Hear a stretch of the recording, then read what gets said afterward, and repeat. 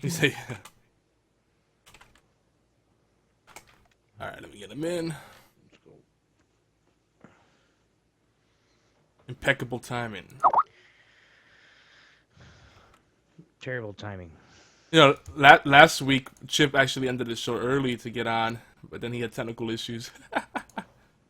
It happens. All right, he's gonna be right back. So you can go ahead and start it off if you want right now.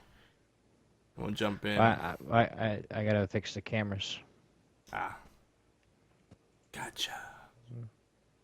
That's why I want everybody in sooner than later, but it's whatever. And we're over at channel Obi1X2 for those that are curious, where the live show takes place every Thursday at 11 p.m. Eastern. And we also got the new Geeky Antics channel. We're going to have some new stuff coming over there. We'll figure out the logistics so that everything's doing enough. Right now at Obi1X2 channel, that's where you got to go. It's Obi, 1, word 1, X2. And for some reason my chat's not working tonight, so... Thanks, Twitch. Oh no, Yog. Yeah, I can't chat with you guys on freaking... Is there anything that you want me to do? I mean, do you want me to, you know, to cry for you, or you know? A little sympathy, a little tenderness wouldn't hurt. I don't give sympathy to anybody. Sorry. Especially you. I mean, you're Yogi Zilla. Come on. The one and only, everybody! My name warrants kindness and warmth in the hearts of even the most soulless. Oh my god. This kind of... I got the chat to work. Yeah, screw you, Twitch. Take that. So is he... Is Mr. Rojas here? He's here in spirit right now. You didn't think I could do that, did you? Rojas. Oh, habichuelas Rojas. You know, it's funny, like, there's his name is Fred Rojas, okay? It's not Rojo, it's Rojas. Rojas. Yeah, it's the same family of words, too, yeah. He's Red Rojas, so that means he's Rojo Rojas. There you go. Yo, but you're a pretty smart gringo, I have to say. You're the smartest cracker I know. Oh! That's for all the times you've called me a Mexican. It's an ongoing joke, guys. We are racially and culturally diverse at Geeky Antics and at HorsePLAY Live. Yeah. But if you're part of the family, we give you lots of crap. That's just how we do it. Yeah, that's what it is.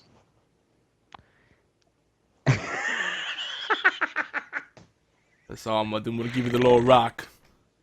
All right, we're gonna actually do this. What's his Twitter? What the shit? Do you know that? Do you know Fred's tweets? His tweetser? At Spider's Venom, and Spider is with a Y. Spell it SPYDERVEMON. Venom. Then VENOM. It's in the show notes too, if that makes it easier. It does. If I can find it. At the very top. Oh, at Spider. Venom. Is OM?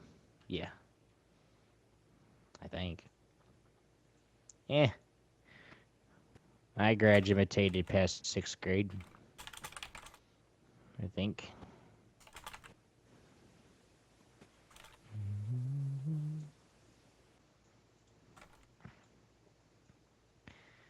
All right. Mr. Zilla. Yes, sir.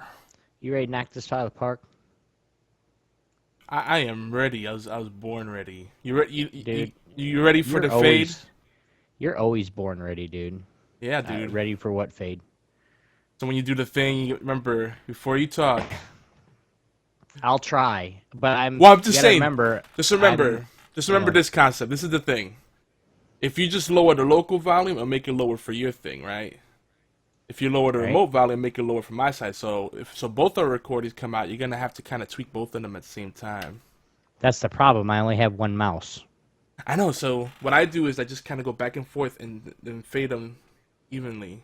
It's tricky. Well, And when we the well, mics, and the balance is going to be all the way to voice by the time it starts getting low enough.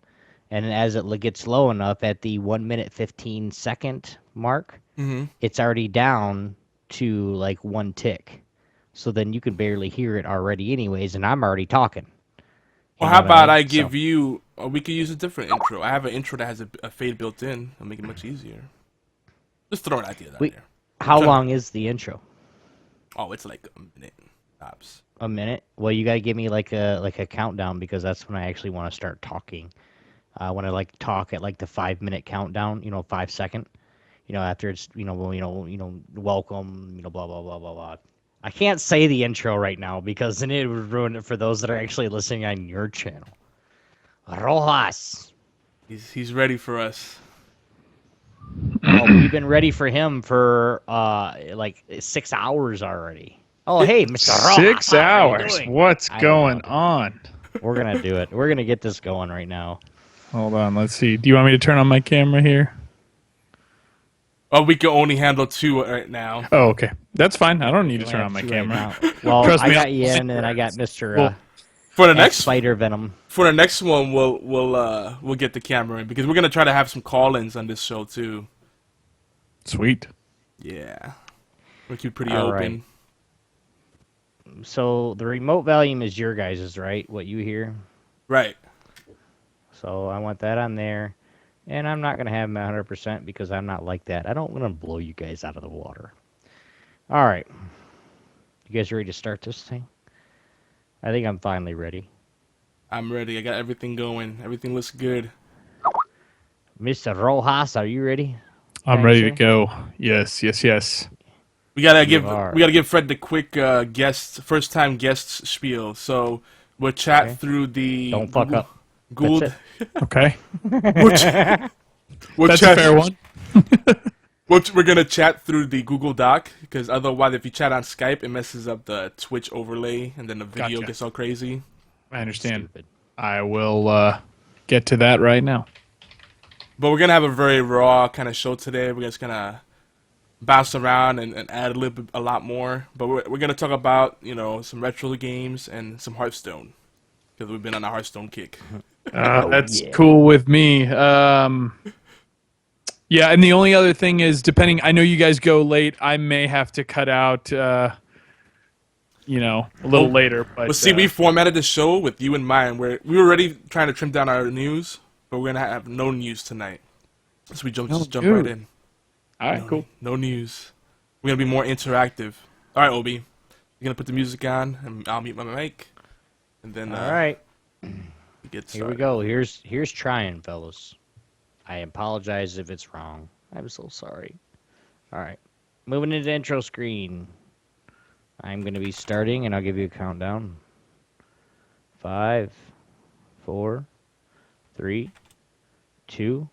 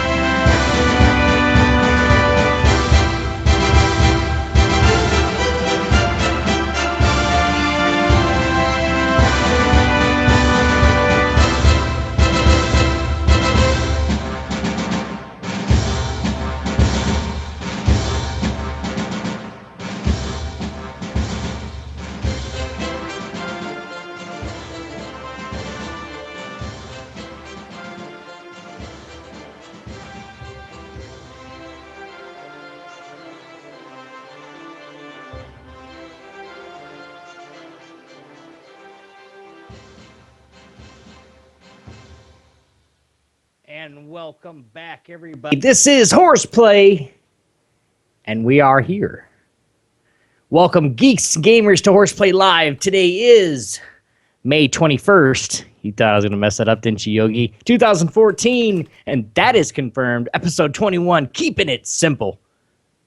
And then actually, it's I had to ask about this title. Keeping it simple, stupid.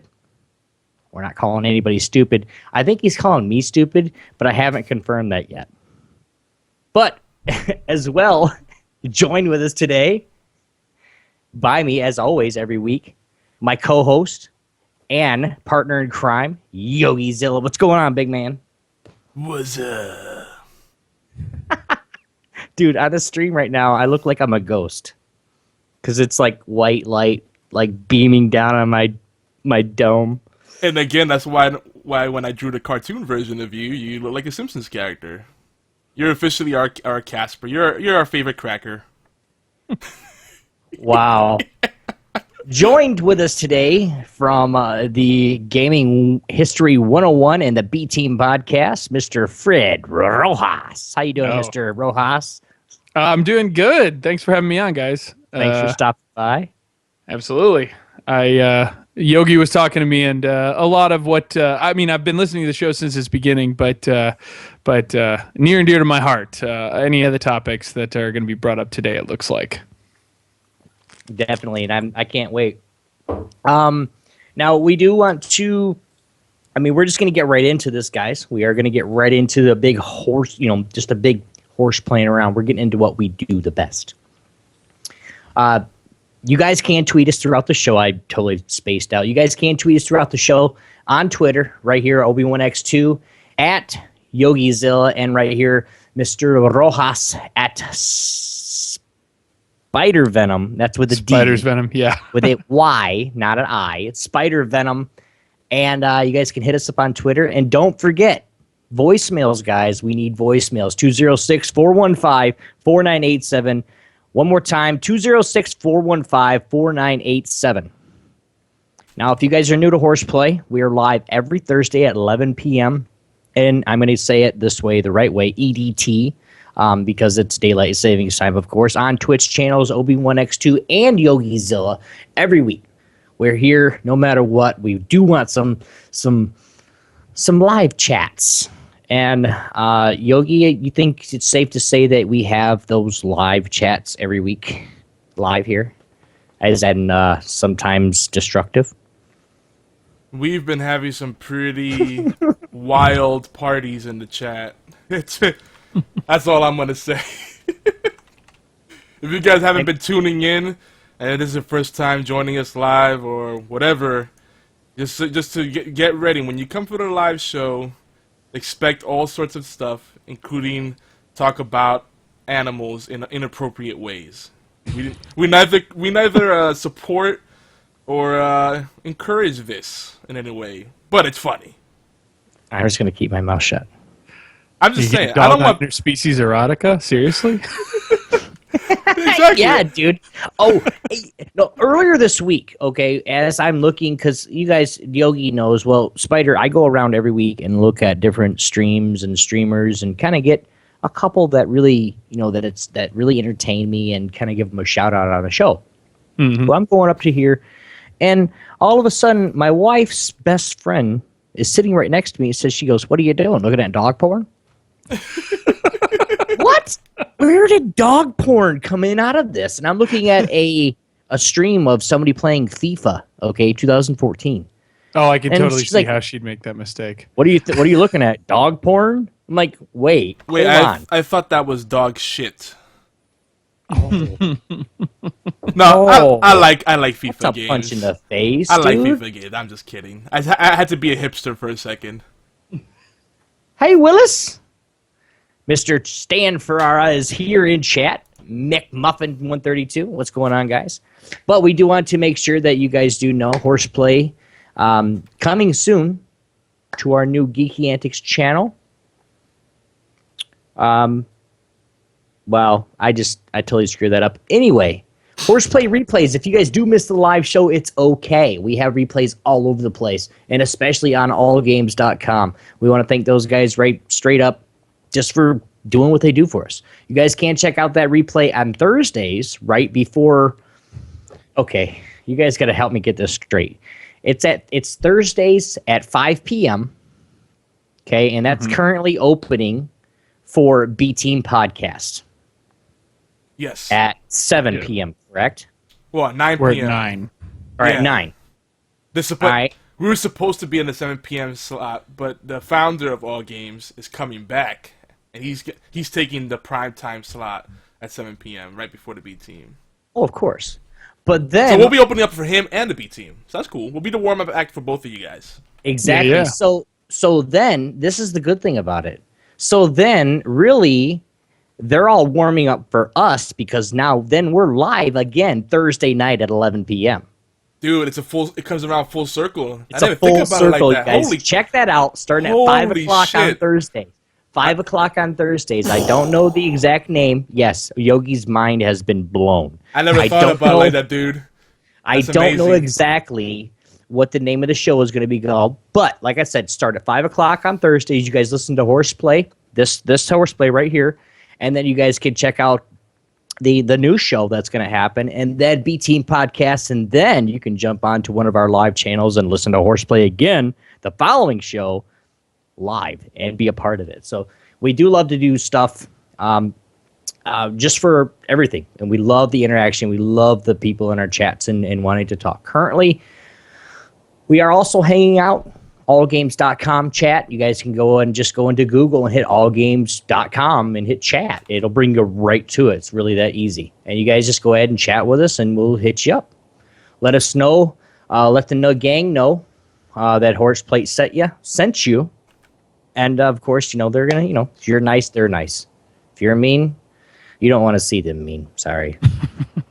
I've been on All Games a couple of months now, and I've seen somebody mean at somebody, and it wasn't very nice. It was justified, I guarantee it. But again, like I said, don't forget to tweet us throughout the show and throughout the week, guys. We're doing extra stuff. If anybody was around earlier, we'll get to that in a minute. Don't forget to tweet us, Obi1X2, at YogiZilla, and at Geeky Antics, our network, which is the geekyantics.net.com. Either which one you use, it still works.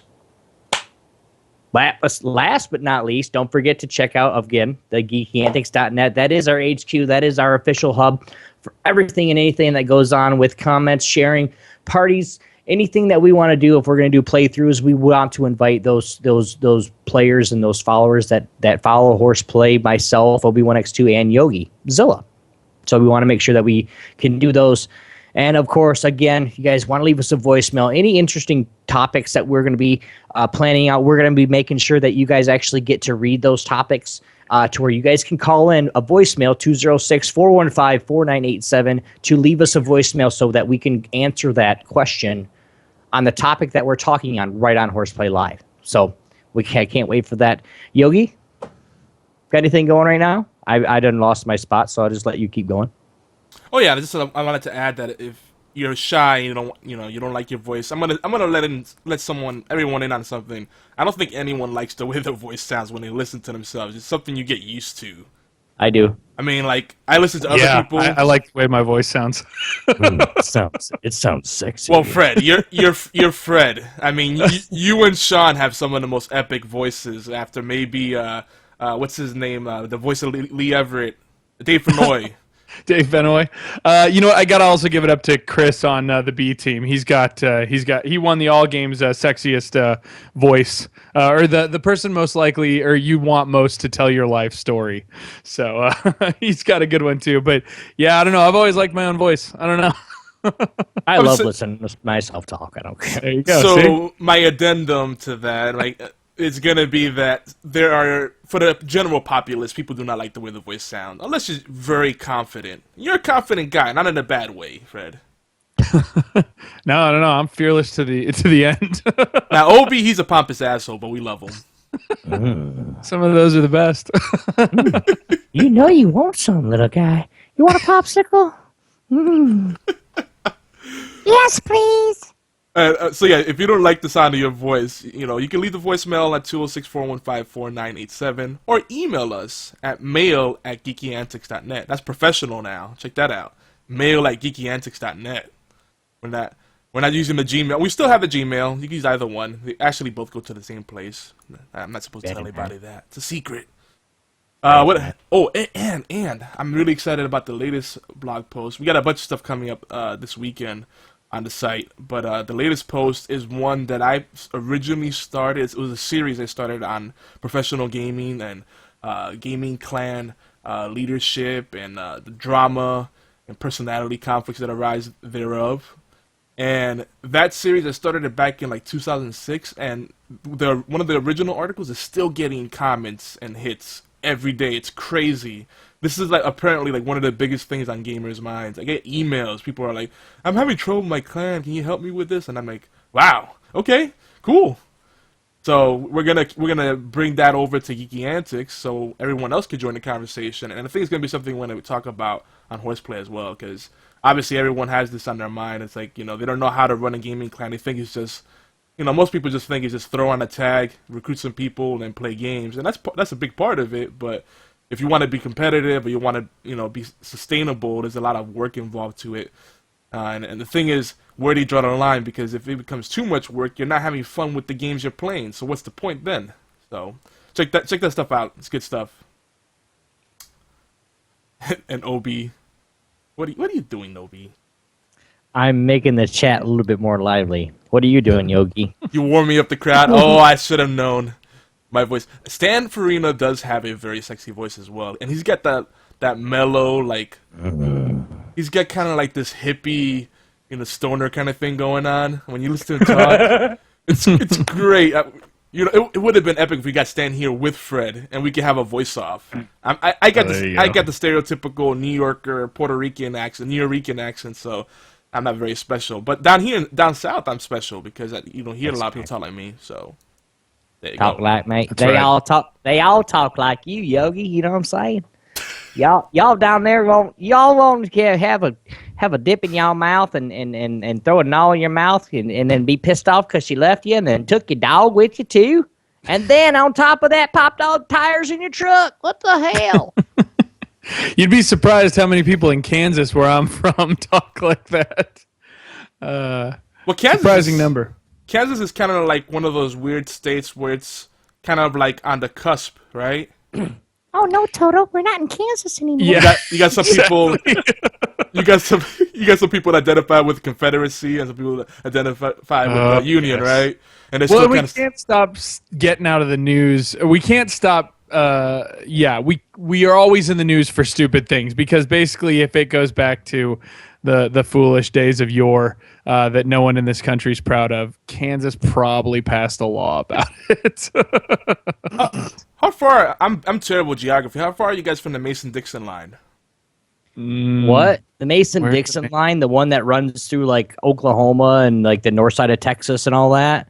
I'm at the top by Canada. Okay. Yeah, you're way up there. Here, I'm right here. We're about 8 hours from said line. So. And We're he's far not enough meaning south either. He's far enough north. He's a Yankee too. Well, it's just funny when if you travel to different states, like there's people that are so far from the Mason-Dixon line, and you really can't consider them Southerners, but they still act like rednecks, you know. We've got Whiskey Tango here like you wouldn't believe. White trash, that is. Yeah, I got you. I'm from Chicago, so none of this stuff applies to me. God. I'm the implant. So Please tell me you're not a Blackhawks fan. I think we're all expats in this room, quote unquote. Blackhawks fan? No, I'm a Wolves fan actually. Okay. I like to watch real hockey. But Then why aren't we watching Toronto then? Because that's Touche. real hockey, isn't it? yeah, it is. But they're all too nice. I think it should go back to the olden times to where they, you know, when you hit somebody, you hit somebody. Hell yeah. And I think Yogi's typing to us right now to tell us to shut up. Because No. we need to keep going with the show.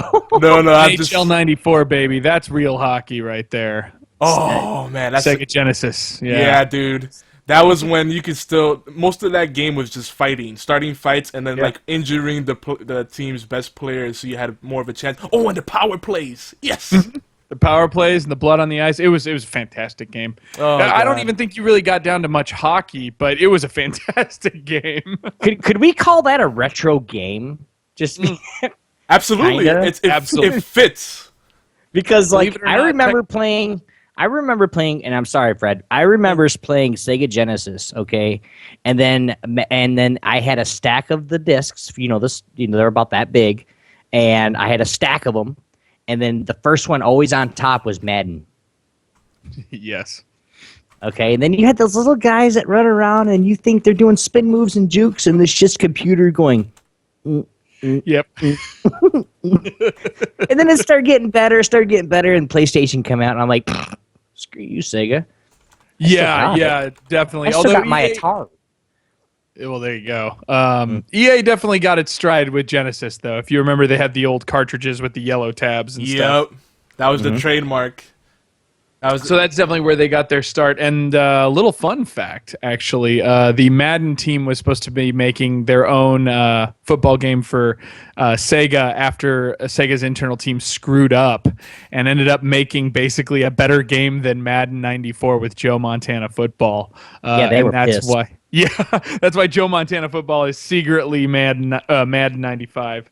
But yeah, that's one of the, and you never saw another one. I know, isn't that funny? Yeah. So you can skip Madden 95 and just play Joe Montana football. Well, and I actually heard that the game that they messed up on, or the game that the other ones made better, they were thankful for it, but they got sued. Or they lost some kind of money in a sue because they took their ID and actually made the game without their consent or some shit like that.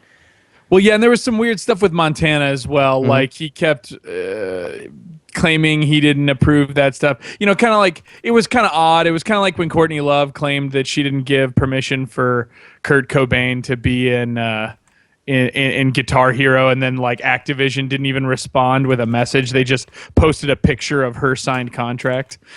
Yeah, it was funny. Try to get over on him and be like, ma'am, if you look on this picture right here that we're sending you, this name right there, that's yours. Just because you signed it on drugs doesn't mean it didn't count. Yes, well, I think a lawyer could get her out of that if you really wanted to. That's probably a good point. I was stoned, Your Honor, and I don't know what I was doing. I was on 3 days worth of coke, 3 8 balls a day, and I was drinking pretty heavily. I don't remember signing that. Okay, well, you were not in your right mind when you signed that contract. It's not legal. Okay, case dismissed. Yeah, and she's got enough money to actually prove that. and yeah, I distracted Obi. I'm sorry. No, you were just popping in chat. But tonight on the show, guys, as you guys can see, we're just engaging in chat. Yogi's off there on the side, just kind of being a bummer and kind of not doing anything. We are going to continue our Retro Friday, #Retro Friday series, and get back to the basics, guys. Simple. We want to keep it simple. Highly replayable games that we all love. And we're talking about those right now, actually, with the Sega and with Madden, Joe Montana football, and stuff like that they actually had. Yes, it wasn't the best graphic games, but they were good games. And remember, retro games is not just for hipsters or pixel art fans. It's not just for that. I play retro games all the time, believe it or not. And I asked Yogi, and I was serious about this, because if you're not a person that talks about it and actually talks, retro game, you really don't know what it is. Okay, you don't really know what people classify as a retro game. Come to find out, damn near every one of my old games I have is a retro game. So guess what? I play retro games every day. Didn't even know that. But it's about what we want to do is just return to the core of gaming. We want to turn to the true essence of gaming and just having fun. Because really, and I'm sure Fred and Yogi will agree with me both, if you're not having fun in a game, why in the hell are you playing it? If you're just playing a game to buy all the best shit, why are you playing it? For one, I've already stated, you're not a real gamer if you're buying all the best shit to get to the top. I'm telling you that right now, and I will stick to that fact. But if you love playing retro games, this is what we're going to talk about tonight. That's why we got into gaming. I mean, that's why I got into gaming. Yogi, Fred, what do you guys think? Well, I mean, for me, like, you know, my website, Gaming History 101, you know, the key phrase that you see when you load it up is know your roots, and I think that's kind of the key to it. And I think that's kind of where the happy medium lies. Is you need to appreciate where gaming came from, even if you weren't there for it. And I think that's another big thing is just, you know, I don't know when you got involved, Obi or Yogi, you know, everyone had their era and it's pretty much based off of your age. But you know, I mean, I think it's important to, you know, kind of grasp to that nostalgia and also kind of see what worked in the past as you bring it forward to today. 'Cause gaming trends are, you know, consistently in flux, but at the same time, what's addictive then is still addictive now. You know, people say the arcade's dead. I say it's just on your phones. You know, like it just depends on how you look at it. And I would say that what's it called, the Super Arcade in California would say otherwise, because there's still a lot of huge arcades that have their own freaking like 24/7 Twitch streams and massive events. You know, and then there's things like ACAM, you know, where they're keeping the arcade going. But I'm not going to go into that. But I do want to say, I'm going to pimp this out for you, Fred, because the other night, I think you were about to go on I was about to go on a road trip, actually, and I just, while I was packing, I decided to go on Twitch, and I saw you streaming. And I was like, oh, yeah. Check this out. And you were playing Resident Evil 4. Yep, and I was talking into a mic not knowing that it wasn't picking any of it up. I have since reconciled that. Did you see? Were you talking? Were you talking with me? That whole time I was talking. I'm explaining the history of, like, because I'm at this part in Resident Evil 4 where Leon, I guess I could say this is spoilers, but I don't think it really is, where Leon bumps into Ada Wong for the first time, and the last time we've seen those two together was in Resident Evil 2. And so I'm explaining the history of Ada Wong and where she comes in and what she's all about, and then I go back and watch the stream and it's just me playing and occasionally standing still, and I was like, oh shit. So yeah, that was a mistake, but anyway, no, I really like to be able to stream, and especially because, you know, you can keep them now. It makes it cool and easy, and I think Twitch, especially with you guys' show and then with gameplay, you know, it's a whole new world, you know?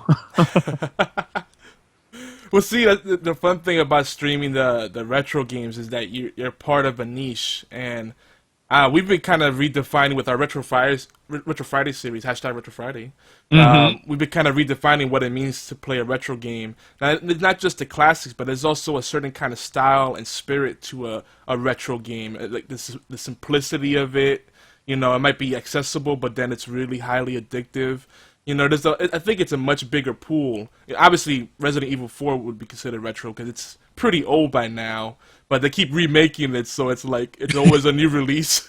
Yeah, it was the new PC version. Although I would like to point that out. A lot of people ask me on my show, I think it's the most common question I get, which is, well, I like this game. Is it retro? And so just to jump out first and foremost, you know, I'd like to let everyone know that I think retro is kind of a term that can be defined any way a person wants to define it. My good rule of thumb is 5 years.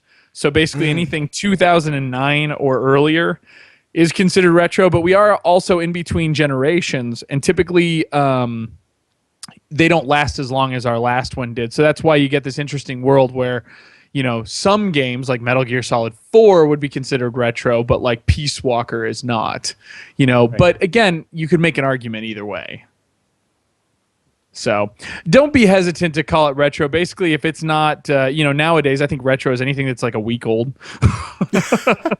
you know, because the whole world moves on so fast. You know, it's like, you know, like look at Thief. Thief only came out a couple months ago and it didn't get reviewed very well. It was very old school. Lots of people didn't like it, and they're totally justified in that opinion. I'm not even sure if I liked it. A jury's still out on me. But it's old news now. You could consider it retro.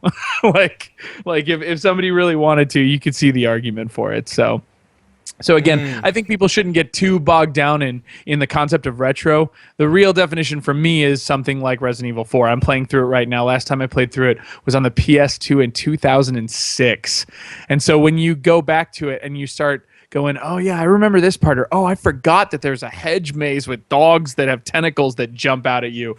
You know, when you start reliving those moments and stuff's new, some stuff's new and some stuff's completely forgotten to your memory, I think that's kind of the core essence of retro. And I'm learning again that Resident Evil 4 really is that good, and sadly Capcom has not been able to capture that magic since. Well, actually, we're gonna cover any news today, but apparently Capcom is digging themselves out of the hole they were in, and they're kind of bouncing back. But still nothing on a new Mega Man. They have, it boggles my mind that they have so many great intellectual properties, and they're not doing stuff with them. Like, they're just letting them sit. Well, they had to make, Lost Planet 3. Remember that, Gem? I forgot that even came out. Holy I Hannah. reviewed that. See, those games are actually really neat. I thought Lost Planet 2 was great, and I love how they handled that with the whole free multiplayer before it came out, the demo for the multiplayer. And they kept it up for a while. I think they handled that very well. But I honestly don't know what happened with Lost Planet 3. Was it really that bad?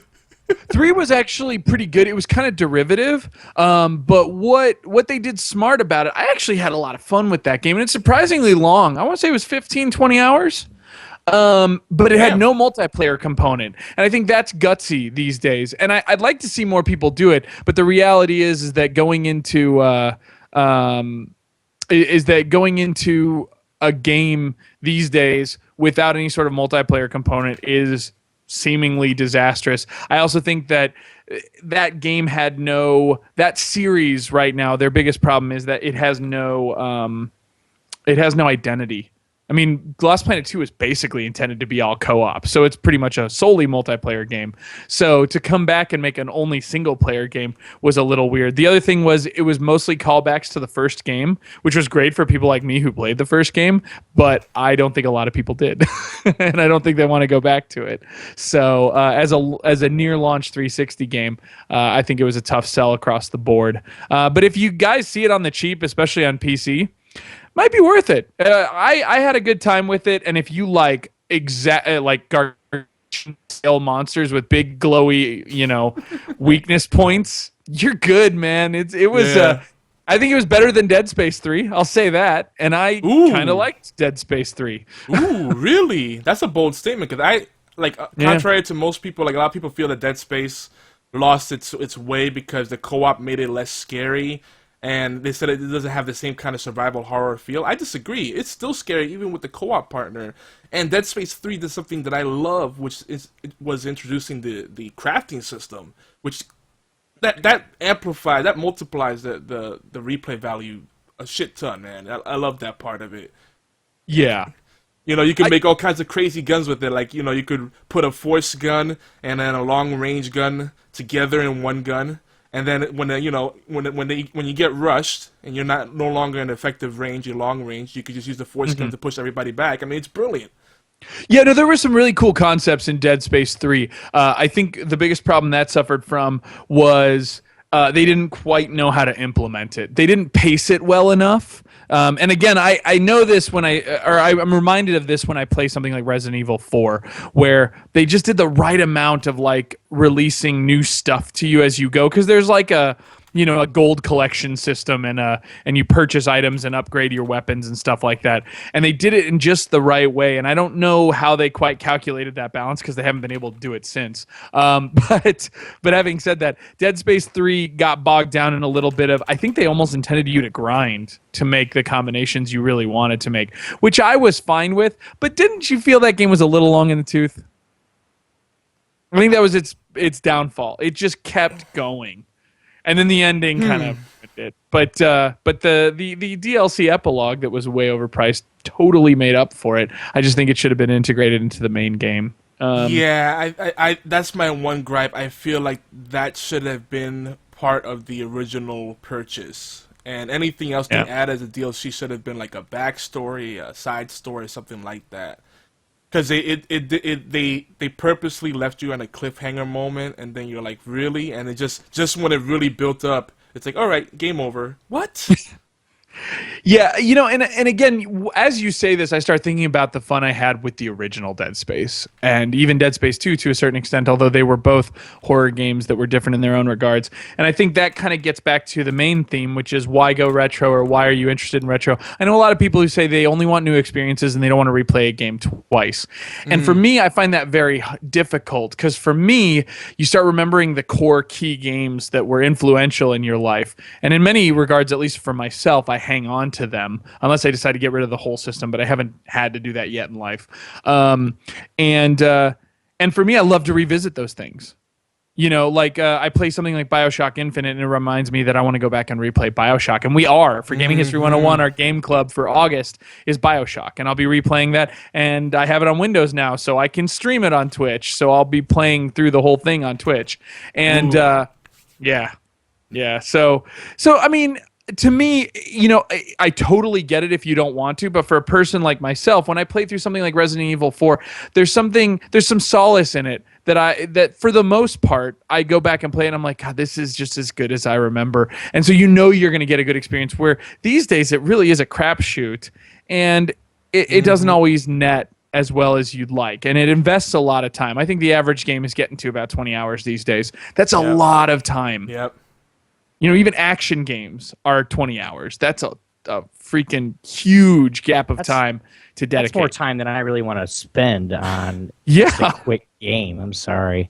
Well, it's not a quick game. That's the problem. It's a whole season of Buffy. Like, ooh, that puts it into perspective, doesn't it? You could get your Josh Whedon fix or play video games. But see, to be fair, man. This is what drives me crazy about Fred. He says so many good things. It's like, how do I even follow that up? Because one of the things you mentioned was, you know, kind of this whole notion, and Stan Faryna in the chat, we're going to try to bring him in. He touched upon this as well, is the game mechanics of yesteryear, you know, and the concepts, maybe the core mechanics you could say, may not be things that hold up well today. But let's be honest, everything we're seeing now is mostly regurgitated crap. And also on the flip side, just because it's different doesn't mean it's good. So there's a delicate balance, you know. Sometimes you want that fresh new experience, but only if it's fun. And when I think about a good retro game, a pure retro gaming experience, it's something that you could revisit years later, or something that has that retro spirit that is good in spite of its simplicity, or maybe because of its simplicity, it's that much better because you could jump right into it. It's a pick up and play kind of experience. But before we get deep into this, because this is going to be part of our formal featured discussion, you know, we're changing things up tonight. We're following the K.I.S.S principle, you know, keep it simple, stupid. So that's why we're not doing news, guys. But if you do want to check out news, we definitely recommend listening to the B Team podcast. They got a lot of great insight in all spaces of gaming, even tabletop gaming. And got to plug that again. And also check out our extended family over at the Gaming Death podcast, who's now part of geekyantics.net. Gaming Death, they have some great stuff there as well. But I think we should jump into the feature discussion soon here, Obi. What do you think? Yeah, definitely. We're actually getting Stan in the call right now. We're actually going to have him on. Before we do that, though, I do want to give a couple shout-outs. You guys do know that I go real quick every week and check out some streams that I think, they're just really entertaining to me. First thing I want to say to everybody in chat, you guys are fucking awesome, okay? You guys are awesome. Just the support from the few people that come every week and join our live show is just, I'm stoked, man. I'm so happy. We just want to thank you guys. Now, like I said, there's a couple gamers that I do want to check out. The first one I do want to check out is it on the screen right now. It's Twitch. It's Doc Row Games. He actually is in chat. You guys check him out. He plays all sorts of games, from League of Legends on EU to a bunch of Blizzard games. I think he plays some Hearthstone. So you guys check him out. That's www.twitch.tv/Doc Row Games. Go ahead and check him out real quick. We'll put that in whatever we got. There's your shout-outs. That's all I wanted, man. I had to do it. I told him I would do it, and I had to give him a quick shout-out real quick, just because he's my boy. He's been with me since I started gaming, man. Well, and actually, if you guys don't mind, can I hijack your show for about 30 seconds? Definitely. I have a Go for special it. announcement that I made on our show, but I wanted to make it here as well, and it kind of falls into the news concept. I'm actually starting a new project with a former co-host. It's the guy I started podcasting with way back in 2005 when I did my first podcast, Video Game Purists. His name is Hefe, and he goes by Hef, like Hugh Hefner. And he's really big on gaming trends and like market business analysis. He's a business analyst, so of course he's big on that. And we've always been wanting a place to kind of talk about that, and especially with E3 coming up and Nintendo and a lot of financials are coming out right now, it's a good time to get into the game of that. And so we've got our show. Our show is going to be called Pixelated Pints. And I've got the whole gamut, so it's easy to find. You can go to pixelatedpints.com. Right now, you're going to find it just a pretty blank website. The Twitter is Pixelated Pints. The Facebook's Pixelated Pints. The Google's Pixelated Pints. The email's Pixelated Pints at Gmail. I made it real easy. And we're going to be starting that show Monday at 10 p.m. Eastern, and we're going to do a Google Hangouts. So if you go to youtube.com/Pixelated Pints, you will find it there. We'll be doing discussions and things like that. So you will get to see my ugly ass mug on camera. And we're going to be talking about lots of industry stuff, but mostly, we decided we would just take 90 minutes and talk about what we think is important. And one thing I definitely wanted to talk about was the business strategies of Destiny and a lot of the information and leaks that have come from that, especially some of the more important budgetary stuff that came out. And we'll also be talking about various other things, such as I always get lots of press releases about interesting games that are coming out, and May has some very interesting games on the indie PC gaming front. And I know that's a niche audience, but anyway, we'll be talking about everything big and small, but it's basically just for us to wax philosophical over a couple of beers on a Monday night. So if you're interested, my best recommendation is go to just follow the Twitter Pixelated Pints or at Pixelated Pints. If you see Mario and Donkey Kong sharing a cold brew together on the image logo, then you're at the right place. And again, you can check out the YouTube if you subscribe to us. We'll be doing our first cold run. It'll be my first time with Google Hangouts and with video, so bear with me, guys. And pixelatedpints.com is going to be the traditional podcast, the traditional audio podcast you can download, and of course we'll be on the YouTube or on the iTunes and all that fun stuff, and Stitcher and all that. So that's going to be a new project. We're starting every Monday night at 10 p.m. Eastern. So That is right after. He will be on the YouTubes and the Yeah. Twitters, and he will be on the Stitchers to help you listen wherever you want to go. Thank you very much. Thank you. Come again. I don't also know why I did squatted that, at but anyway. I squatted at the Facebook too, just for fun. Oh, dude. You gotta, because there's so many brand hijackers out there. It's not even funny. We talked about this, Fred. And Yeah, Gaming History 101 got hijacked on both Oh, YouTube God. and Facebook, so I've had to do alternative methods. So yeah. And I hate it because a lot of times those people that hijack YouTube channels and Facebook, which I think is going to be more of a thing. It's going to be a thing on Twitch too as they grow more and more and people move away from older traditional forms of marketing their content.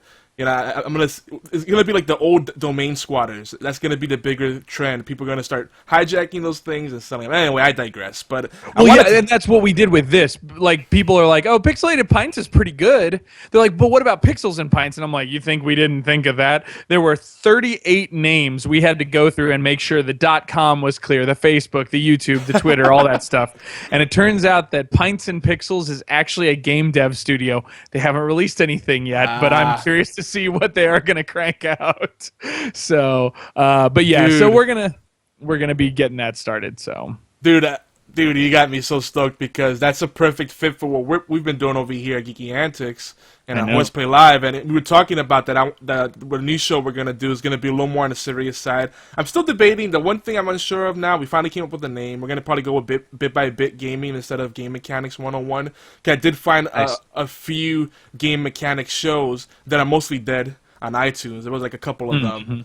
But we're going to have game mechanics in the tagline, of course, because that's going to be the main focus of it. But we're going to talk about a lot of the same things, like issues that gamers face, you know, our marketing and business breakdown analysis of everything, and talking about the, you know, core game mechanics, game theory, psychology of gaming. Dude, we could totally do some crossover work. It's going to be cool. Yeah, most definitely. And again, like I said, it's going to be interesting because, like, on the B team, I'll be talking about, especially with E3 coming up, that's going to be our hard launch.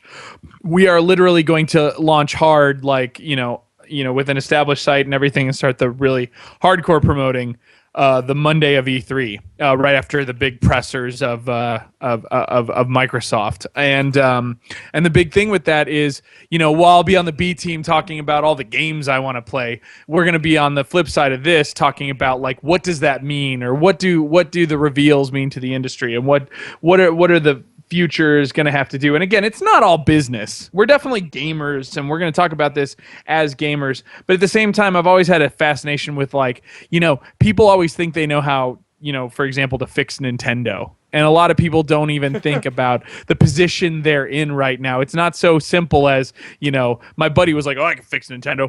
Put freaking Mario Galaxy on Xbox One and you're done. Really? You really think that's going to save it? Like, and so... Yeah. So anyway, we're gonna look into that kind of stuff, and half the time it might just be as derivative as, dude, I played this cool new game, But it'll be a cool place to hopefully talk about things you're not hearing on every other podcast. And I have an aggressive theory that the traditional game review is dead, so we will specifically not be accepting any review copies. The other thing we're going to do as part of that network on the YouTube page is tons of gameplay footage. We're going to stream everything we play with commentary, and good, bad, or indifferent, it's just all going to be there in some big glut for you to enjoy. So if you want to see the ending of a game we're playing, cool, check it out. If you want to see what we thought in the first hour, cool, whatever. If you want to literally watch 12 hours of a full campaign, that's your business, and we're just going to just throw it all up on there. Who cares? So that's the goal for now. Well, Yogi, we're still trying to get Fred in here. And we have a couple of actually viewers. Yeah, Fred. We already have Fred in here. I'm looking at the name, sorry. You're good. We're trying to still get Stan in here, and we have a couple viewers that actually that one has been on the show before. And we're just gonna, see what happens. But we can actually start the feature, man. Well, let's get talking about that and see how you guys. And I'll just continue to get him in the Skype call, and we'll just keep going. Let's rock it. I'm having fun. How about you guys? Chat, you guys having fun? Definitely, and let's not forget. As we go through the Geekest Engage, we will take a couple of call-ins tonight, as long as we're making good on time. So far, we're good. Can we skip the news? That's usually where we go off on all kinds of tangents. But the voicemail hotline is probably the best way. 206-415-4987. And we're about to get into the feature discussion. Obi? Right. Well, we can just start it up. Guys, I do want to say, though, once we're on the show right now, we're actually talking to somebody. Don't continuously spam call us on Skype. That is the quickest way to get you kicked out of our friends list, because we do, come on.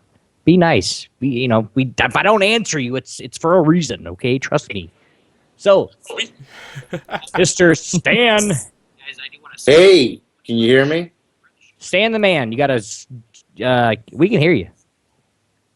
Stan, turn down your speaker so we don't get the crazy echo loop back. Yeah, you might want to mute the stream. Headphones, Stan. We've talked about this. Yeah. Feature of the moment, guys. Feature of the day. Memory lane. Beyond the nostalgia. Let's talk about games that made us fall in love with gaming, guys. I mean, we're going to go back old school. Fred, I know you know old school. Yogi, you're like 60 years old. You know old school. Stan, I see a midlife crisis card there, so you're like 60 or so. So, I mean, you guys know old school. I'm sorry, I couldn't help it. So, Like let's hear Asteroids. exactly, dude. Asteroids on what, Atari? Or actually arcade. Exactly. Okay. Yogi, I want to hear from you, and I'll get with everybody. Everybody's going to join in here, and we got a couple callers that I'm gonna add to the call here in a second. I want to get first initial impacts from you guys first. Yogi, I want to hear from you. Then Fred, you go ahead. Then Stan, you go after that. I want to hear from you guys and tell me what you guys miss about the old school. And this is what you miss about the old school stuff. Yogi?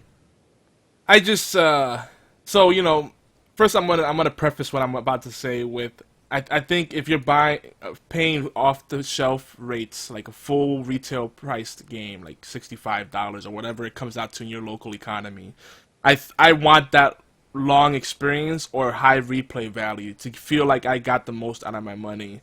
Story narrative is nice, but a lot of games suffer from narrative dissonance, and I'm not gonna get into that. That'll be for another discussion.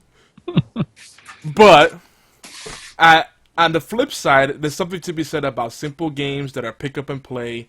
You know, you could play them for long sessions, or you could play them in quick bursts, and there's nothing wrong with either way. But you still feel like you got your money's worth because they're games that are memorable, that you have fun with, you can enjoy with friends, you know, and some of those games that come to mind. You guys actually made me think about this one. Mutant League Football was one of my favorite football games on the Sega Genesis. Because it's like playing NHL, but I take it to a higher level. You could actually dismember people while you're playing football. What's there not to love about that? If you don't love that, fantastic. you're not a gamer. Yeah, dismemberment is great. It was Dead Space before Dead Space was a thing. Even better. Like, yeah, that's a fantastic franchise. Yeah, but they killed that off a while back, right? Like They're always talking about bringing it back. Blood Brawl, I thought was going to be a recurrence of that, but it wasn't. Yeah, I mean you've got Mutant League Football and Mutant League Hockey, and that's it. And those were both Genesis gems. Yep. I'm surprised there hasn't been a Kickstarter for that yet. And that's another thing we'll talk about too. Some of the spiritual successors, not just the official remakes, but there's a lot of spiritual successors coming out now, thanks to the indie market and different ways of crowdfunding, whether it's Indiegogo, Kickstarter. I mean, in so many ways, Patreon. There's so many ways to fund projects now. I think it's an exciting time, especially if you're not holding your breath for the big studios to save gaming right now. I'm sorry. Well, yeah, who brought up Mega Man? Was that you, Yogi? Yeah.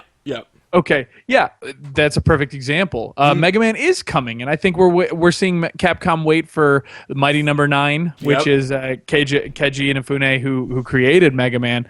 I've heard nothing but fantastic things about that production from those who have played it already, parts of it.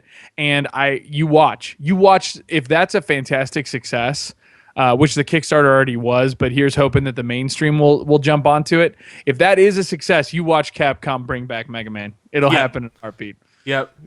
It's got to light the fire under that. I don't understand. I was going to say this real quick when I brought it up again. They were going down a really great path, keeping the Mega Man experience fresh, but still having some of the tropes that we've come to love. The sense of progression and, you know, that sense of, well, I can't get past this part yet, you know, that Metrovania kind of thing where it's like, I can't get past this part because I don't have the thing I really need here yet, but I'll come back to this, you know? And that's one of the kind of staples of the Mega Man series. But they did the things like the Battle Network, which added a tactical layer to it, and I thought that was great. And I was like, man, I'd love to see more of this Mega Man universe expansion. It upsets me. But but as far as like all-time favorite games, like some of the ones that come to mind, I'm trying to keep it short. So I know we're all gonna do a little roundtable discussion here. But Herzog Zwei, which you guys have heard me mention before, and I have on YouTube and on Twitch. I streamed that for Retro Friday, and I think this game has inspired a lot of games that we know today, including MOBA games. Blizzard admitted that it inspired StarCraft and Warcraft. Yet, it's still a game that I feel a lot of gamers won't even bother to look at. They won't know their roots because they're like, oh, look at those graphics, they're terrible. But the gameplay still holds up today. It's still a fun game today. Absolutely. Panzer Dragoon Saga, one of my favorite games of all time. I love that game. I've never played that game. Oh, it's so rare. Dude, it's so rare. I feel bad. If I still had my copy... You don't have to feel bad. I'm, and again, if you guys want to know my take on emulation, I did a Gaming History 101 about it. It was called Breaking the Law. Enjoy that. It's early in the feed. But, no, I have a modded Saturn. It's one of those games where I feel justified. I can play that. I just need to sit down and do it. Yeah. Emulating Sega Saturn is pretty tricky. I'm not emulating it. No, I just have burned the ISOs and they'll play on my Saturn. Yeah, that's so the it's easy not way to do emulation. it. It's on the hardware. So yeah. I got that going for me. And again, I've tried. I've never been able to find like in a good enough condition that I like all 4 discs, and I think that's the hardest part, right? They released 25,000 in this country, and out of that, it's a 4-disc game, and there's like that like cuts the number of successful playable copies. to a fraction. If you go on eBay right now, everyone's selling like it's got like disc 1 and 2, or disc 3 is missing, or disc 1 is missing, and it's ridiculous. So, dude, mine was mint, and the only reason I got rid of my Saturn and all the games was because I was hoarding, and I felt dirty. I was starting to feel like with the people on hoarders, and I was starting to, lose grace with family and friends. I was like, all right, I need to make a change, and they intervened. They're like, okay, if there's gonna be a console I'll give up, is this one. But I'm keeping my Atari 2600. I'm keeping my Sega Genesis. Damn it, I'm keeping my NES. I'm keeping all these other ones. I'll get rid of the Saturn. you fought for the 2600 over the Saturn? That's where you and I are gonna differ. Nostalgia. It's just I know. The thing is, I went through at least 5 different Atari 2600s, and that one was the one that survived over all the years. So I just can't get rid of it. I'm too much of a sentimentalist. Sega Saturn, by far, is still one of my favorite systems of all time. It was a hard choice. I was under the gun, dude. That's all I can say. It's all a hard choice. When I got rid of, and this is the one I chose Atari over my. I believe it was my first Nintendo is what I had a choice over. Either get rid of the Nintendo because it's a piece of crap, or get rid of the Atari because it's a piece of crap. You can only keep one. So, I'll keep the Atari. Yeah. I still got about 300 games, or about almost as many games as they made for it, but... Nice. Oh, man. And they're all... Anyway... Stan, I got to get all the names right because now I have like 5 people in the car. Stan, let's give you what do you miss? Memory lane. Memory lane. I don't know. My gaming That's a good one. experience. Yeah, my gaming experience is like fits and leaps. Starting off from the Atari Asteroids, and then there's the Pac-Man and Galaga. And then I didn't play for such a long time until like college, and then there was Leisure Suit Larry and Strategic Conquest and Civ. Yeah. And then Oh, yes. and then I was an entrepreneur and I couldn't play games and for a while, and then finally I like got into the MMO of like EverQuest, and that was cool. And I have to say that I miss the early days of EverQuest when you didn't have, 12-year-olds and angry old people.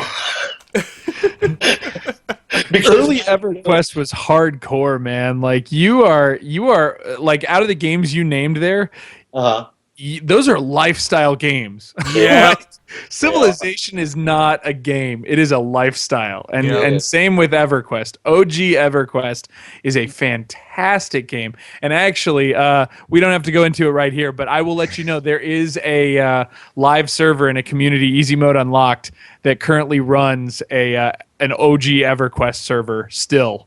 Wow. That you can jump in and play with their community, although I don't think anyone's playing in there right now, but it's there if you want to experience it. No, I need a life. Yeah, exactly. I mean, when I was playing EverQuest, it was basically a minimum of 8 hours a day for, a year and a half. Mm-hmm. And I was trading sleep for a game.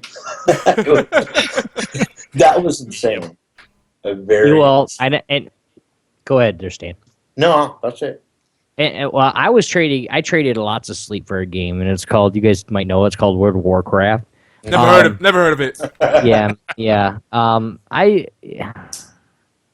not very proud of myself, actually, because if you think about how many 90s I have, 90s, and you think about what I've done and the accomplishments that I've gotten since I've started playing, I should be like an 80-year-old dude by now. I swear to God, that game came out, and it's only like it's only been 12 years. It officially came out on 2003, 2004, but it feels like it's been 20. It feels like I started playing when I was like 10. I really didn't.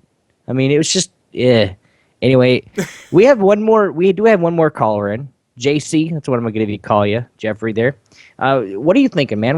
I know I don't remember exactly how old you are, but do you have any games that you started out when you start playing video games that you just really miss and really just fell in love with? That's how you fell in love with gaming? Yeah, definitely. The Super Mario on the Super Nintendo. Oh, Okay. yes. My wife, there's more, and I'm sorry. With the Super Mario Brothers, of course, we have the Wii. I know. But my wife has fallen in love with the Mario Brothers, the original Mario Brothers on the Wii, and then Paper Mario. Oh, yes. Oh my God! Paper Mario. Paper Mario is awesome. I'm gonna set a TV up in the living room just for them, because I'm gonna put the Xbox in here because I'm gonna be streaming with it, and then I'm gonna be doing the Wii just for them in there because my son, and I'm telling you guys right now, anybody that wants to challenge my 3-year-old son in Wii Sports, he will beat your ass. That's all I got to say. I believe it. Kids have an unfair advantage. That's all I'm saying. Well, I've been playing the game since it started out just because we've had the Wii, and I'm rolling like a 260 on the bowling. This little dude, he's only 2.5, he's 3, he'll be 3 in June. He's bowled 6 300s. Phew. Come on. I don't think I've video bowled game. 6 300s. I don't think I've bowled 300 on even video game bowling. Yeah, I average maybe 150. On a good day, maybe a 200. I'm currently actually switching from. I mean, Yogi, you guys know I was bowling season and stuff. I'm actually currently switching from right-handed bowling to left-handed bowling because I screwed up my wrist. Anyway, let's keep going through this, Yogi, because like you said, we're not going to get anywhere if we have 5 people throwing everybody off. Well, I just wanted to before we lose this thought. I love what Fred said about lifestyle games. This is something we've been saying a lot on the show. Is that there's certain games that are lifestyle games where they develop it in a manner where the developers must think that you only have one game in your life and you're loyal to that one game. And if you have commitment issues or things outside of gaming, it's hard to balance that out.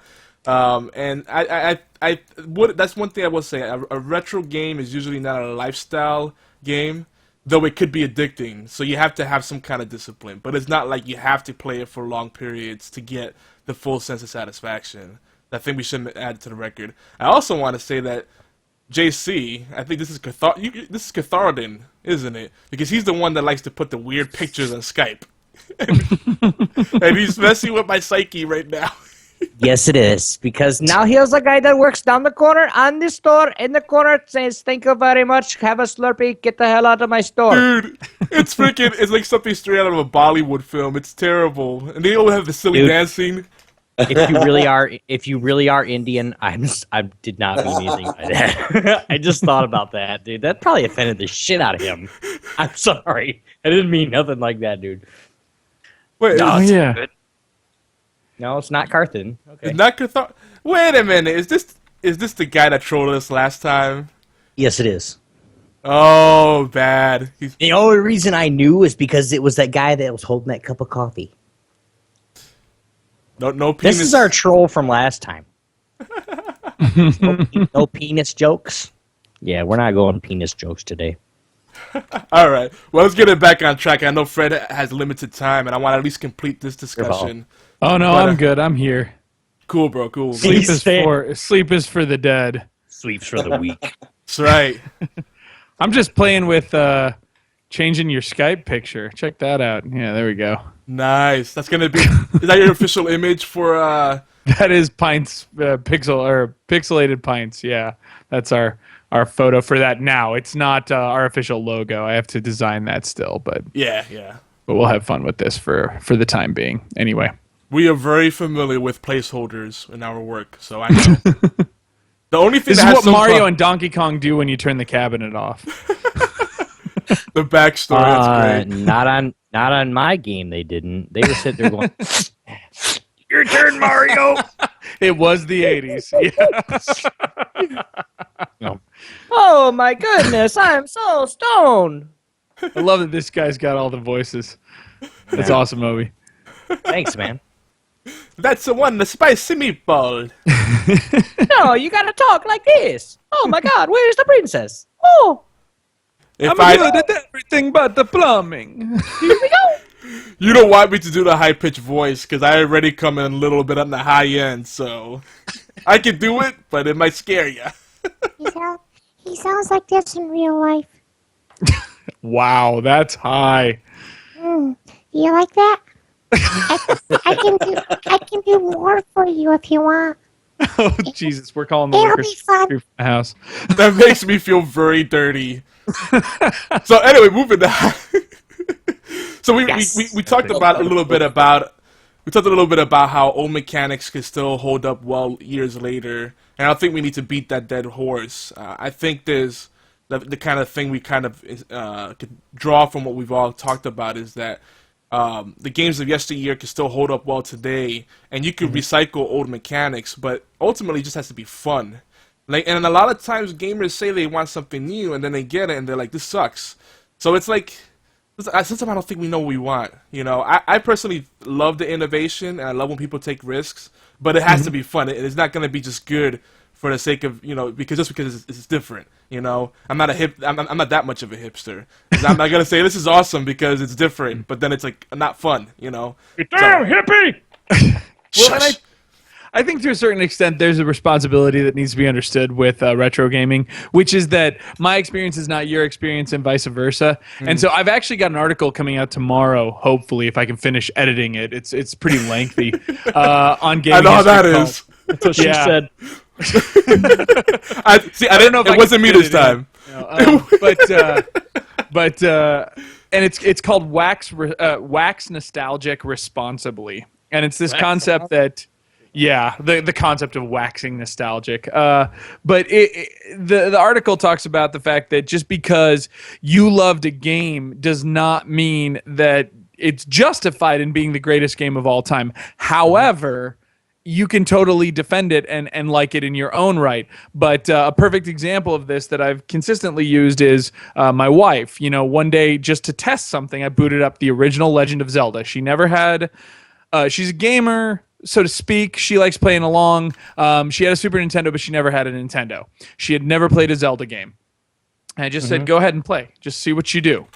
And you know, the one thing she never did was she never walked in that cave in the very beginning to get the sword, right? Every one of us who have played The Legend of Zelda know to do that. She did not. It doesn't make a whole lot of sense.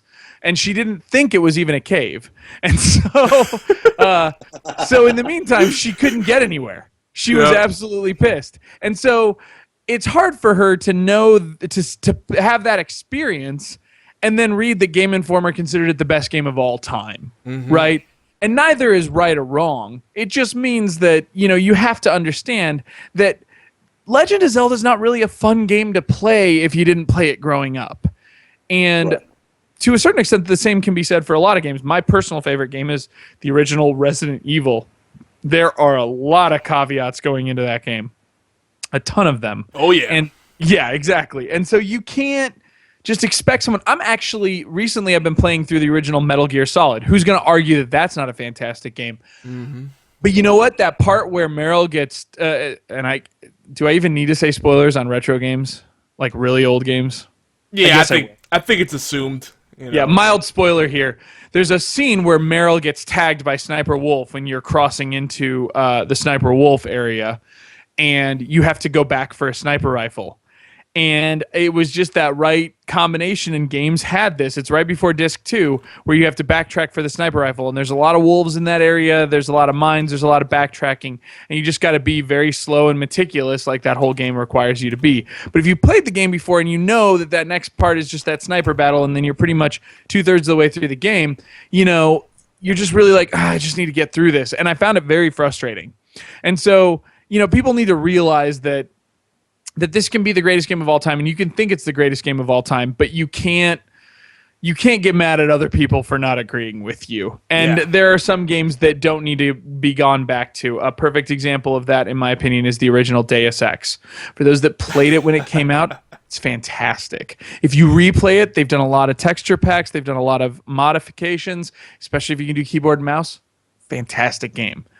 but that does not mean that a large portion of people can go back to that game and go, oh, yeah, this is fantastic. This is exactly what I want. A game where I could beat it in 15 minutes, but it takes 27 hours because I've got to move extremely slow with archaic, undetectable game design. And it's all they had back then, and it's so forward-thinking, and you wouldn't have Mass Effect without it. But having said that, that doesn't mean that you necessarily, there are those games that get stuck in that nebulous middle ground. And I'm one of those controversial people who feels that Final Fantasy VII is very much one of those games. And people are like, don't you dare talk bad about my Final Fantasy VII, And again, it's not that it's a bad game. It's just that you can totally understand why an individual today is not going to tolerate that game. Right, right. And I think what I was speaking more to, like, that's definitely fair. Is more the graphics snobs, and I think we're way past the point where graphics matter anymore, because I think there's not going to be that much more innovation and technology improvement there for foreseeable future, unless you're really holding your breath for virtual reality. Now it comes back to the core, the essence of gaming, which is the core mechanics and the fun of the experience. But a few things with what you just said that I think are important to know is that there's a frame of reference that we have depending where we come from, what other games we've played, whether we've developed games that can appreciate it from a game design perspective. There's a lot of things that come into that. So yeah, it's not, you're talking about the nostalgic value of it. We remember it as being the best game that it was because we came into it at whatever age we were at as it came out. But going back to it's a little harsh, and that's part of that is because games today really hold your hand a lot, and we're also spoiled by social media. If we get stuck, there's easy places to get answers that didn't really exist before, other than magazines and the water cooler conversations of friends saying, "Hey, did you try this? Oh, I didn't know that." But I think that the most important thing there is that the frame of reference changes everything, because we already understood a lot of core mechanics. So going into games like that, we knew what to expect. We had that sense of exploration. And also, I think another thing that game developers should look at is creating more rewards for that challenge. So if the challenge is really high, you need to have a high level of rewards, and also kind of guide the player through the basics in the beginning without holding their hand. Like, don't just say press A to do this and press B to do that. Kind of guide them along the right way. Kind of like a Mega Man game does or a Metroidvania game does, where you hit a wall and you're like, well, I obviously can't do this yet because this is too hard, and obviously what I'm doing is not working, so this is something I have to come back to later. Let me go the other way. Let me explore this area that I kind of skipped over. And, it's a natural way to progress through the game. So that's something, I don't know, I just find that aspect so fascinating. You know what I mean? Well, from that reference, if you haven't done it, and anyone out there who's listening, it is unfortunately only on PC right now, but I know it's coming to the PS4, and hopefully someday it'll come to Xbox One, because I also hate this whole console exclusivity crap. I really wish we could get beyond that. But Gone Home. Gone Home's a perfect example of that, where they seemingly give you an open home, but that is such a guided experience, and they do it without even letting you know. You totally think you're making your own decisions, and every person walked the same path. It's fantastic. That's a brilliant way to handle it without feeling like you're insulting the player's intelligence, without forcing them through a tutorial, and without breaking the fourth wall. Like, making sure that, there's actually a sense of immersion. Because the moment the game calls onto itself and becomes self-aware, you're like, oh, Skynet's taking over. Let's get out of here. The robots are going to kill us all. I'm sorry. I had to add a little nerd moment. Yeah, it's okay. Little nerd moment. I got two quick questions for everybody, and then we're gonna get on to the next segment. But I want to make sure I talk to JC here a little bit, because so we can get somebody else in the call. But the first question to all of you, and Yogi and Fred, you get to answer last, because you guys are the most winded. The first one. The first question is your best, and give me one, guys. We don't need a whole long spew. Give me your best gaming memory. All right, Stan, what do you got for me? It was actually a disaster in EverQuest. It turned into a 24-hour ordeal in which we were totally wiped out. I don't know, 100 people, and there was no greater guild with super high level characters to come in and help us, and so we simply had to go back to resurrect. We had to clear some of the monsters, and I played a warrior, a troll warrior, and I think I lost 6 levels that night. 6 levels was equivalent to 3 months of work. Running in naked to attempt to kill super monsters with shitty gear. And what about you, JC? You got a good gaming moment that you've had in the past?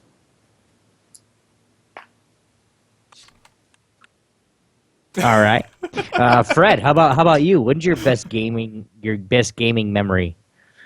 Well, best is a hard one, so I'm going to keep this short and sweet and just say, you know what? It's a little bit more recent, and I know this is kind of all about nostalgia, but, you know, I think every person remembers in each generation of, like, console cycles when they finally, like, realized, oh, man, this is probably going to be the next big thing. And for me, it was totally with, I know it sounds cliche, but with Call of Duty Modern Warfare 1. And the reason it was significant for me was I was playing it through on veteran because everyone said that was the way to do it. And I remember spending some odd 20 hours just trying to grind my way through the single player of that. And then immediately afterwards, I jumped into the multiplayer and ended up playing like a robot for the next year of my life. And I remember going like, this is going to be the next big thing. Not Call of Duty specifically, but just this online interaction and social world where you get the complete package. And I think Call of Duty to this day has gone a far cry from it. But I just remember that, and just remembering that was so fantastic. And I have a bunch more, but they're all long-winded stories, so I won't get into them. Yeah. Yogi, how about you? Give me your best gaming memory. All right, so my best gaming memories, I'm going to make it quick too. I'm not going to bring up Panzer Dragoon Saga and Guardian Heroes because Fred already knows how I feel about those games. And even though the Sega Saturn, you know, didn't get all the love it deserved, it had a lot of nice little gems in it. But anyway, I would say these are not only my best gaming memories, but also defining moments in my gaming history. So, number one was when I played Asteroids on my Atari 2600, and I went on a, 10-hour session and beat it several times over. Nice. There's an ending to Asteroids? Yes. There's an ending where the score resets itself, and then it gets harder and harder and harder. Oh my god. It's like the ultimate levels on the levels. You know. Yeah, I got to the point where the score could no longer go higher, so it went back to 0. Another great moment for me, two moments on NES were beating Final Fantasy, the original, and then on Zelda, finding out that you could burn this bush as a total fluke, and bombing a random wall and finding that was Ganon's lair. Total fluke. Uh-huh. I did not use any guide for that. I figured it out just by being a total troll and just laying down bombs and burning everything I could. Wow, that's fantastic. Well, actually, you guys... Well, if you don't mind, there was one other one, and it's just a sentence, but the other pivotal one, because it was one of my favorite games before Resident Evil, was the first time I played Final Fight in a Dairy Queen. That was another one. There's nothing more to say about it, but the first time seeing Final Fight was fantastic for me. Man, well, since you kind of went into the kind of fighting game arena, I would say I had lots of fond memories playing Street Fighter 2 in the arcades, and people putting the quarters down and lining up to play against me, and me just cheesing the hell out of them with M. Bison doing the Psycho Crusher all day long. I was so... Shouldn't have let Tournament Edition into arcades. Anyway. I was such a troll in that game, head stomping and Psycho Crushing all day long. And when that didn't work, I switched to Guile. Cheap ass. All right. Well, in the interest of moving forward, because I know I dragged that one through, but anyway, thanks, Obi. Now it's my turn, so you guys shut up. Thank you. Just kidding. One of my gaming, if you guys remember what I was telling you guys earlier, with WoW, I started in the beginning. The one moment that I loved since I've been playing was to be the first guild in World of Warcraft to finish a raid. The first, world first. It was an AQ40.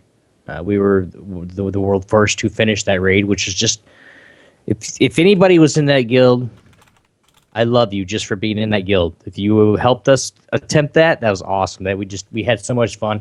It was back when WoW started. You could only get to 60. If you finish this raid, you were the best of the best. That's where they're going. We got one more question here, or are we going right into it?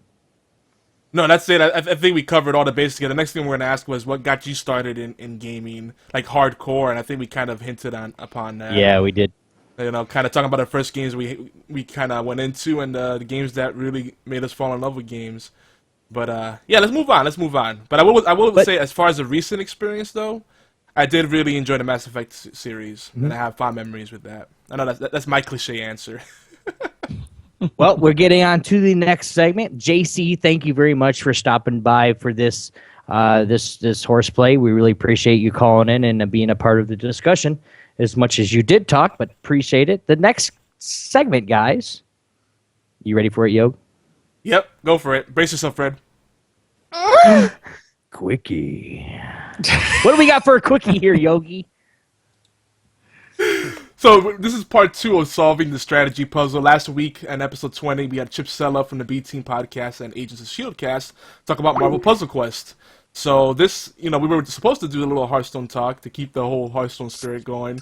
And just for everyone that's curious, why are we so obsessed with Hearthstone? Because it's the least common denominator right now. It's the one game we can all play together and stop bickering about which console is better, which platform is better, what game is better. For Pete's sake, everybody can play Hearthstone and it's free. There's no excuse. It's the game we can play together and have fun with. That's it.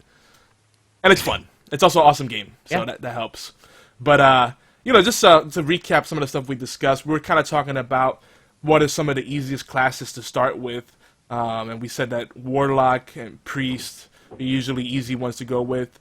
Mage is pretty easy to play, but it's not very viable in constructed play. It's in the current meta, it gets stomped a lot. No matter how good you are building a deck, Mage is pretty hard. And I'd like to see what you guys feel on that. 'Cause I know Fred has been playing too, so we'll get some more perspective on that. We also talked about how to compete without spending money, or whether it's a little bit of money or no money at all. But we do believe that you should tip the developers, and if you do spend money in the game, you should do it because you're enjoying it and you want them to keep developing it, not because there's a paywall. And I really feel, and I'm sticking to my guns here, I don't think there's a really crazy paywall in this game like there are in a lot of freemium games, where it's like you can only progress and be competitive if you pay money. And I know Stan has his own qualms with that. I see what you did there.